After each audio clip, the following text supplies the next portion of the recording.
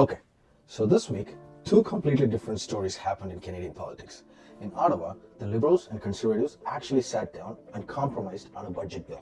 Like, they talked to each other, found middle ground, avoided an election. Democracy did its thing. Meanwhile, in the provinces, Nova Scotia just dropped a $1.2 billion deficit bomb and started shutting down museums. Saskatchewan, they are starting down a $1 billion deficit after promising a balanced budget. In Alberta, the Premier wants a referendum that could make immigrants wait a year for healthcare and possibly ask people if they want to leave Canada. So yeah, while Ottawa's playing nice and getting stuff done, the provinces are kind of falling apart. Today, we are talking about Canada's two realities: federal stability and provincial chaos. And if you're an average Canadian just trying to live your life, you're caught in the middle. Let's break it down. Alright, so let's talk about where you are right now as a regular Canadian in early 2026. You're probably dealing with the usual stuff, right? Rent's expensive, groceries cost a fortune, gas prices are annoying. You're just trying to keep your head above water. Maybe save a bit, pay down some debt, and you rely on government services. When you get sick, you go to the hospital. Your kids go to the school. You drive on the road that hopefully aren't full of potholes. Maybe you visit a museum or use the library. Here's the thing though, most of the services, they come from your provincial government, not Ottawa. So when your province is doing well, life's pretty good. And when your province is struggling, you feel it, like you really feel it. And right now, a lot of provinces are struggling, big time. Now, at the federal level, things have been tense. The Liberals have a minority government. They need opposition support to pass anything. One wrong move, we could have an election. But here's the thing, they've been making it work. Liberals and Conservatives have been negotiating, finding compromises, avoiding unnecessary chaos. Meanwhile, provincially, it's a different story. Nova Scotia just tabled a budget with a $1.2 billion deficit. They're cutting civil service jobs by 5% per year, closing museums, slashing grants to community organizations by $130 million. Saskatchewan is heading towards a $1 billion deficit after promising a surplus. They have needed emergency funding top-ups for 3 years in a row. And Alberta's Premier wants to hold a referendum that would delay healthcare and other benefits for immigrants for a year. Oh, and she's also open to putting a separation question on the ballot if enough people sign a petition. So if you're a Canadian watching this, you're seeing two different versions of government playing out at the same time. So what do average Canadians actually want from their government? It's not complicated. You want stability. You don't want constant election threats or political drama. You want government that can actually govern, pass budgets, deliver services, make decisions. You want honesty. If a government says we will balance a budget, you expect them to actually try. And if you can't, you want them to explain why. Not just blow past $1 billion deficit like it's no big deal. You want services that work. When you go to the hospital, you want to be seen. When your kid goes to school, you want good teachers. When you visit a museum or use a library, you want it to be open. You want your country to stay together. You don't want premiers threatening referendums on whether the province should leave Canada. That's not stability, that's chaos. Because here's the thing, when politicians play games, whether it's blowing budget or threatening separation, regular people pay the price. Your taxes go up, your services get cut, your community programs close, your sense of security evaporates. And you're left wondering, why can't they just govern? Why can't they be honest? Why can't they work together like adults? Alright, let's go through what actually happened this week, because it's a tale of two governments. Okay, so let's start with the good news. At the federal level, something kind of surprisingly happened this week. The Liberals and the Conservatives actually worked together, I know, right? So the government had this huge budget bill, C-15, like 600 plus pages of changes. Buried in there was the section that would let cabinet ministers exempt companies from following federal laws, except the criminal code, create what they call a regulatory sandbox for innovation. The Conservatives saw that and were like, hold up, you want to give ministers the power to just bypass laws without asking Parliament? That's way too much power. And you know what? Fair point. So instead of freaking out and calling an election, the two parties sat down and hammered out a deal. They changed the bill. Now it only applies to financial and environmental tech companies. There is way more public reporting and they limited which laws can actually be bypassed. Is it perfect? Probably not. But it's a compromise, you know. Like, the Liberals get their innovation sandbox thing, the Conservatives get accountability and guardrails. And most importantly, no election, no drama, just politicians doing their actual job. Conservative House Leader Andrew Scheer was pretty pumped up about it. We forced the government to adopt our amendments. So the Liberals got their bill passed, the Conservatives get to take credit for making it better. Everybody wins. Now, let's talk about what's happening in the provinces, because it's not great. So Nova Scotia just dropped their budget, and it's rough. $1.2 billion in the red. It's not a typo. $1.2 billion. They're bringing in $17 billion. They're spending $18.9 billion. The math doesn't add up, and they're short by over $1 billion. And to deal with this mess, they're cutting a bunch of stuff. 5% of the civil services in the it's a lot of jobs. 3% from public workers and crown corporations. $130 million in grants to community groups. Museums are closing, tourist centers too. The financial minister, John Lure, calls these tough decisions, says they had to look inwards. But here's where it gets wild. The NDP says the government inherited a balanced budget when they took over 5 years ago, plus record revenues. So wait, they started with a balanced budget, they had record amounts of money coming in, and 5 years later, they are $1 billion in the hole and shutting down museums? Where did all the money go? That's what everyone's asking. And regular people in Nova Scotia, they're the ones paying for it. Fewer jobs, fewer services, nothing's getting cheaper. Okay. If you thought Nova Scotia was bad, check out Saskatchewan. Last spring, just last year, Saskatchewan's government promised a $12.1 million surplus.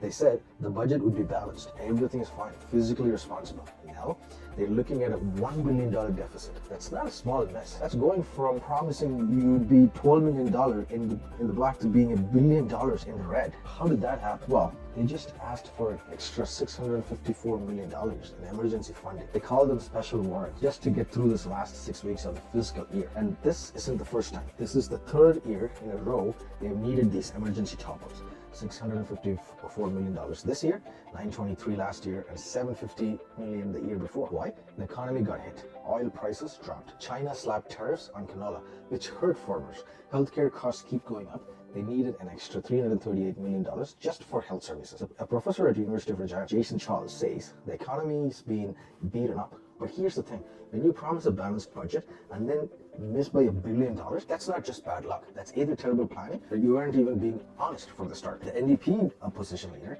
Carla Beck, mince words. Quote, this government was dishonest with the people of Saskatchewan and they have broken their promise of a balanced budget. And for regular folks in Saskatchewan, your Saskatchewan Power and SGI bills are going up by 4% for the next 2 years.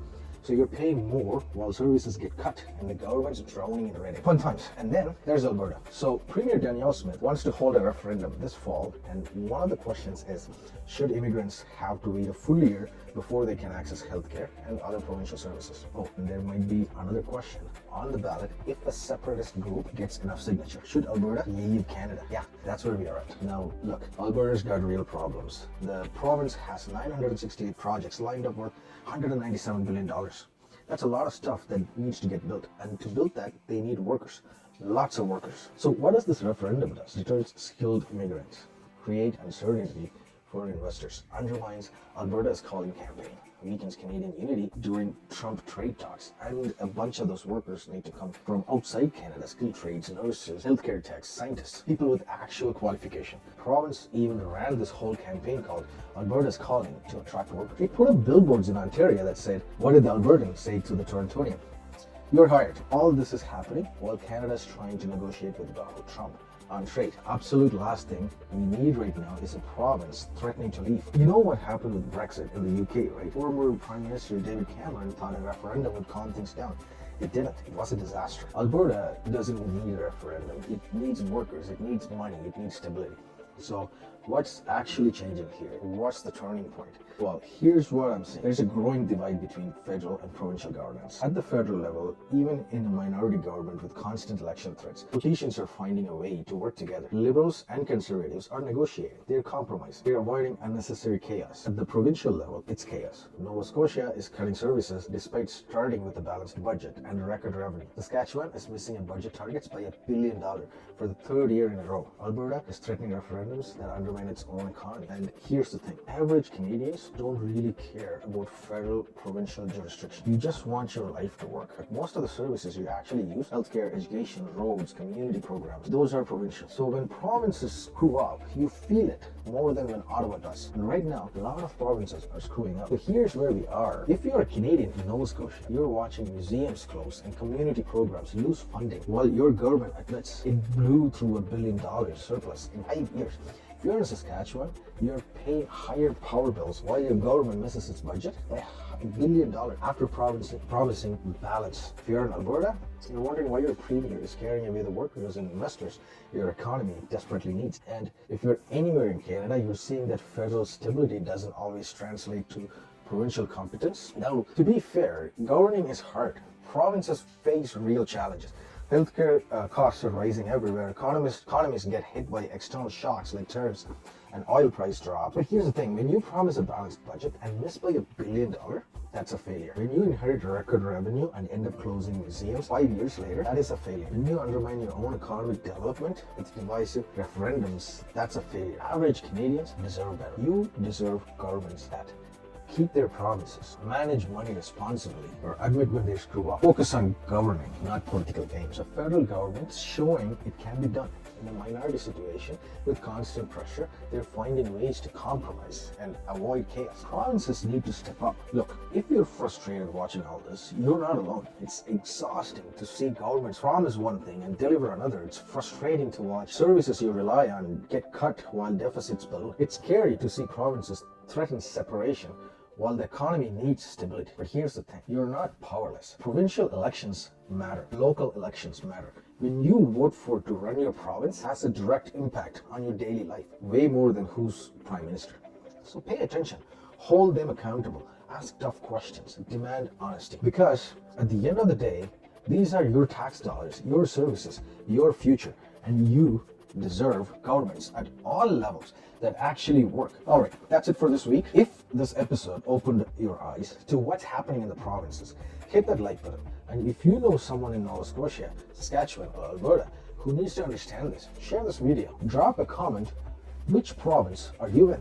And how's your government doing?